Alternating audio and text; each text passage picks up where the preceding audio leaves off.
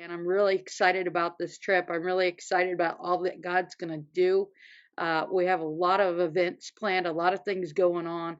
I'm taking a small team with two friends with me, and we'll be going to Pakistan and being in country the 12th through the 18th. So, one is if you would pray about just keeping us in prayer while we're gone for safety and protection.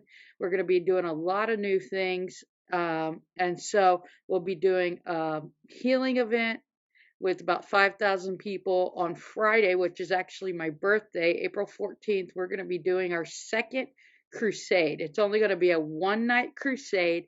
And the reason we're just doing one night is for safety reasons. But we've reached out to over 250 rural villages outside the city. And if you don't know, for the last half of last year, 2022, for 6 months, we did once a month small crusades in villages. And we did about 1,500 people in each event. And then we did two larger kids' events. And just in 6 months, we saw about 8,300 salvations, entire Muslim families getting saved, kids getting saved. And we were seeing about, in that 6 month period, about 3,300 miracle healing testimonies. And so we're talking about blind eyes open, deaf ears open, tumors falling off, people that had never walked before got up, people that were had strokes and paralysis on their left side were just regaining mobility, able to walk, able to talk. We had one lady testimony that as she was listening to the preaching, she wasn't even on the grounds where we were preaching, but she was next door in a house, and her doctor had told her to family, just take her home, she's going to die, there's no hope. And she had been bedridden 16 days, hadn't eaten in 16 days. They said she's going to die. Her family carried her up to the rooftop. And so as the preaching was going on, she heard the preaching. And then when we started to pray that God would the power of God would start manifesting, and we commanded sickness and disease to leave, this woman who was given up for dead stood up on her own, and then that night began to eat. And so her whole Muslim family, because of their faith, and then saw the power of God touch this woman's body, that she was healed. That whole Muslim family gave their lives to Christ. So what I really like is that we're going after the unreached, we're going after the unsaved. We love the church, we support the church, and there'll be Christians there, but our goal is really to bring in the lost that haven't heard the gospel for the first time. And so I ask that you pray with me that we see a mighty harvest of souls. One of the things I'm excited about as being a single woman going into Pakistan, that other young women will be encouraged and motivated to serve the Lord, to see me as a single woman up there preaching and praying and moving in the power of God. And so I want to see a whole generation of women excited about being used for the Lord and being empowered. And so then on Saturday, we're actually doing a conference for 2,000 women. And I'm just going to, release everything we have.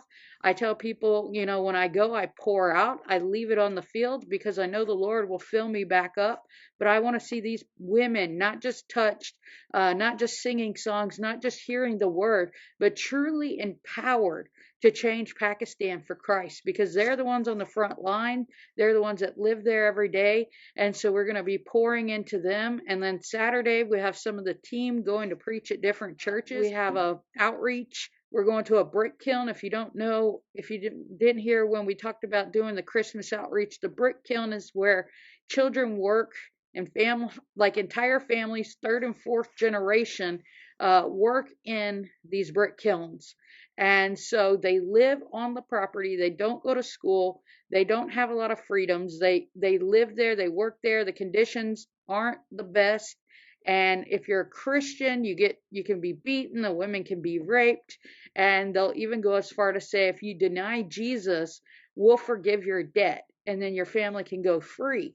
And so we have people that are Christians saying, I'm not going to deny Christ, even if you beat me, even if you don't feed me, even if you don't uh, give me certain rights. We're not denying Christ. So what we're doing is we're going out to these brick kilns. We did children's event in December, and in January we did two different events. And so we had almost 4,000 kids at these two events. But we're going to be going to the brick kiln and we're going to be preaching the gospel. And then we're going to be praying for the sick, and we're going to be feeding about 1,000 people. And so we're just going to be interacting, loving on them. I'm so excited to be going to Pakistan in person after doing a lot of Zoom meetings. But I ask that you just pray for us. And if the Lord leads you, just sow into souls. We're going to believe for a mighty harvest.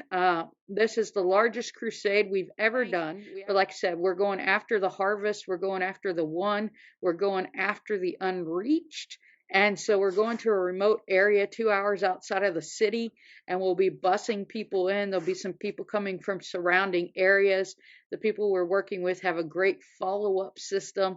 So I just want to encourage you to pray, to sow, to believe with me. If you're a partner in the ministry or you want to get the email for prayer points, go ahead and private message me, and we'll send out an email with just prayer points and highlighting what events we know we have that day. We'll also be going on the television, talking about the crusade, talking about Christ.